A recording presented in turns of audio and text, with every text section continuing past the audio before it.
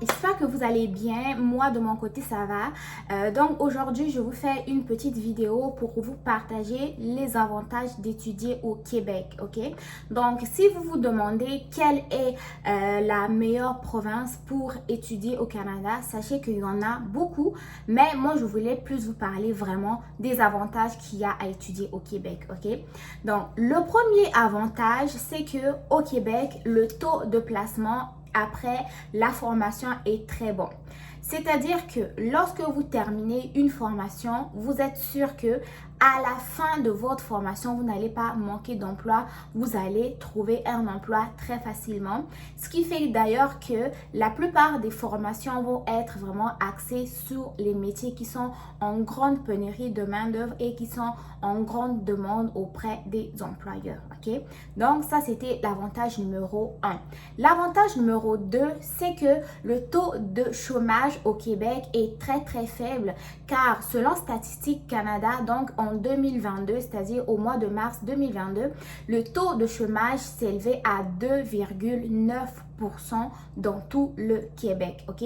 Donc, c'est quand même assez intéressant à savoir que au niveau du Québec, en tout cas, pour une personne qui veut travailler, il ne va pas chômer. Pour une personne qui veut vraiment travailler, il n'aura pas du mal à trouver de l'emploi parce que vous savez, la pénurie, on en parle tout le temps et on en parlera toujours parce qu'elle est en elle est très grande en ce moment, ok? Et cela dans pas mal des secteurs. Le secteur de la santé surtout, n'en parlons pas, ok?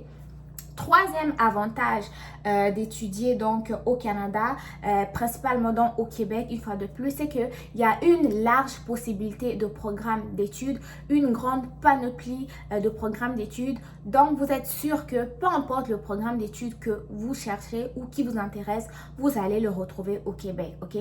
Au Québec, il y a plusieurs universités qui sont francophones et il y en a d'autres qui sont bilingues. Il y a plusieurs centres de formation professionnelle et plusieurs centres collégiales, ok? Donc, pour les personnes qui veulent des formations techniques, qui veulent des formations professionnelles, vous êtes sûr que au Québec, c'est la meilleure place pour vous.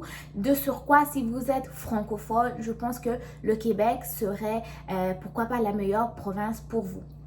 Quatrième avantage, je pense qu'on est rendu au quatrième point, c'est que au Québec, ou le Québec, c'est la province francophone du Canada, ok? Oui, c'est le Canada en fait est bilingue, vous savez, il y a l'anglais et le français, mais le Québec, c'est le français. Ensuite de ça, vous avez bien évidemment le Nouveau-Brunswick qui est bilingue, mais au Québec, en français, on est au Québec, on parle français. Donc, pour les personnes francophones, no stress, il y a beaucoup, en fait, toutes les universités au Québec vont, bon, je ne veux pas exagérer, il y en a certaines qui sont anglophones, mais la plupart des universités, des centres collégiaux ou des centres de formation professionnelle au Québec offrent la formation en français. Donc, si tu es francophone, viens au Québec, tu vas trouver l'école qui te convient, la formation aussi qui te convient. Parce que, imagine-toi que le Québec, le Québec, en fait, c'est le français dans l'Amérique, ok? Donc, le français au Québec, on est francophone. Donc, pour les personnes qui désirent suivre des formations en français, je pense qu'au Québec, vous serez au bon endroit.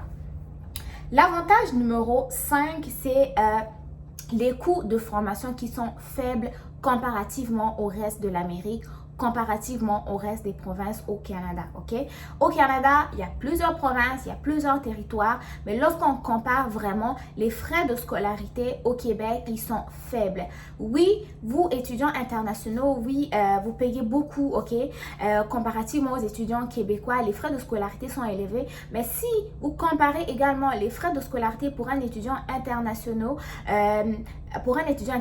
en fait, au Québec et dans une autre province au Canada, vous allez vous rendre compte que les frais de scolarité sont moins élevés au Québec que dans le reste des autres provinces au Canada, ok? Donc, ça serait un des avantages aussi importants, pourquoi pas, qui te pousserait à choisir le Québec comme ta province où tu vas étudier, pourquoi pas plus tard t'installer, ok? Un autre avantage, c'est l'enseignement, ok? L'enseignement est de qualité, l'enseignement au Québec est de qualité, l'enseignement aussi au Canada est de qualité reconnue au niveau mondial. Ça, ce n'est plus à présenter. Donc, si vous choisissez d'étudier au Québec, non seulement vous bénéficiez donc de cette formation qui est extraordinaire, reconnue et vous savez d'où les mises à jour sont constamment, hein, ok? Moi, par exemple, si je vous donne juste un exemple, quand j'étais au cégep, j'avais un livre en soins infirmiers, j'ai oublié le titre, ok? Même les livres, chaque année, il y a des mises à jour parce que vous savez, la science évolue. Ici, les manuels scolaires également évoluent. Tant qu'il y a des changements, les changements, vous allez les connaître. Donc, c'est pour ça que l'enseignement est toujours en développement, les compétences sont toujours en développement et ces écoles-là vont figurer parmi les meilleures parce que vous savez, ils sont toujours à la pointe de l'évolution, de la technologie et de la science. Donc, la formation est très excellente au Québec, au Canada. Donc, n'hésitez pas si vous voulez vous inscrire. Et le dernier avantage que je voulais à tout prix vous parler, c'est la possibilité ou la facilité de trouver un emploi et rester au Québec après vos études. Vous savez que en tant qu'étudiant international, lorsque vous étudiez au Canada ou au Québec, peu importe la province, vous devez vous assurer que vous étudiez dans un établissement désigné. Et vous savez que à partir du 1er septembre 2023, les personnes qui ne sont pas inscrites dans les établissements désignés ne pourront pas bénéficier des permis de travail post-diplôme à la fin de leur formation scolaire.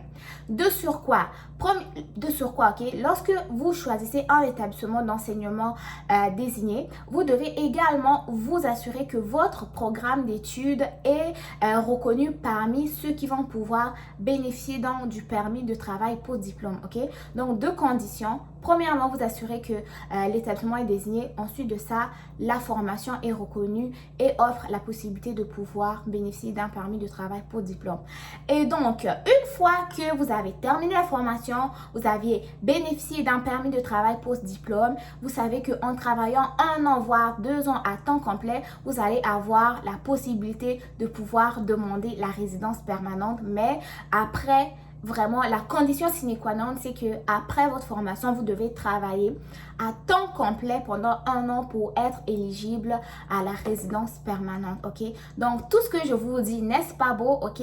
Tous ces avantages-là, je suis sûre que vous ne voulez pas passer à côté. Et donc, si cette vidéo vous aura plu, n'hésitez pas à me dire ce que vous en avez pensé dans les commentaires. Abonnez-vous, soutenez la chaîne, beaucoup de likes, beaucoup de commentaires, partagez la vidéo et je vous dis à très bientôt pour une nouvelle vidéo qui va parler soit des programmes d'études, des avantages de vivre ou étudier au Canada et pourquoi pas de bourse d'études, ok, parce que j'y travaille encore aussi.